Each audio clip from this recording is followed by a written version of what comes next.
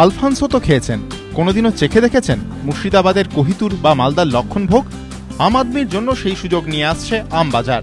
কলকাতায় এবার বাজিবাজারের আদলে বসছে আমবাজার।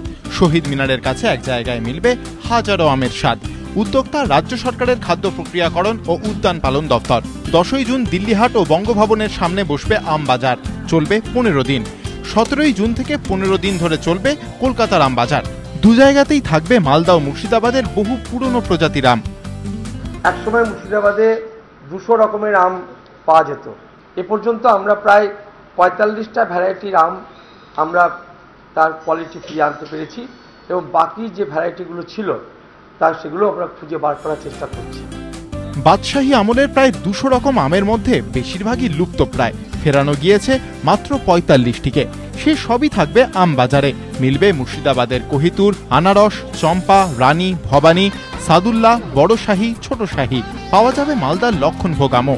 মালদা, মুর্শিদাবাদ সহ গোটা রাজ্যে এবার আমের ফলন 7,23,000 মেট্রিক টন, গতবারের তুলনায় 15% বেশি।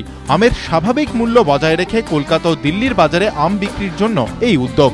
মহাকরণ সূত্রে খবর, আম উৎসব করার পরিকল্পনা ছিল নেতাজি ইন্ডোরে, কিন্তু পঞ্চায়েত ভোটের জন্য তা করা যাচ্ছে না। সেজন্যই আমবাজার বসছে শহীদ মিনারে। অর্ণব মুখোপাধ্যায়, এবিপি আনন্দ, কলকাতা।